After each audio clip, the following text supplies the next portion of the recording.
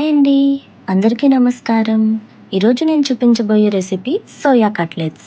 దీనికి ముందుగా స్టవ్ మీద గిన్నెతో వాటర్ పెట్టుకొని అది కొంచెం బాయిల్ అయ్యాక అందులో మిల్ మేకర్, కొద్దిగా ఉప్పు వేసి మిల్ మేకర్ సాఫ్ట్గా అయ్యే వరకు బాయిల్ చేసుకోవాలి.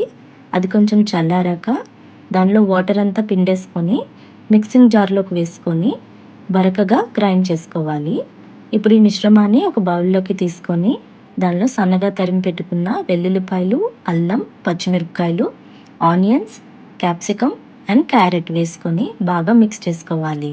ఇప్పుడు ఇందులో రుచికి తగ్గ ఉప్పు, కాశ్మీరీ చిల్లీ పౌడర్, ధనియా పౌడర్, చాట్ మసాలా, పసుపు, జీరా పౌడర్ అండ్ గరం మసాలా వేసుకొని స్పైసెస్ అన్నీ బాగా మిక్స్ అయ్యేలా కలుపుకోవాలి. ఇప్పుడు ఇందులో కొద్దిగా శనగపిండి అండ్ కొంచెం కార్న్ఫ్లవర్ వేసుకొని బాగా మిక్స్ చేసుకోవాలి. ఇప్పుడు వీటిని మనకు నచ్చిన కట్లెట్ షేప్స్ ఇచ్చుకోవచ్చండి. నేను ఇక్కడ రౌండ్ షేప్స్ ఇచ్చాను. దీన్ని మనం షాలో ఫ్రై చేసుకోవాలి.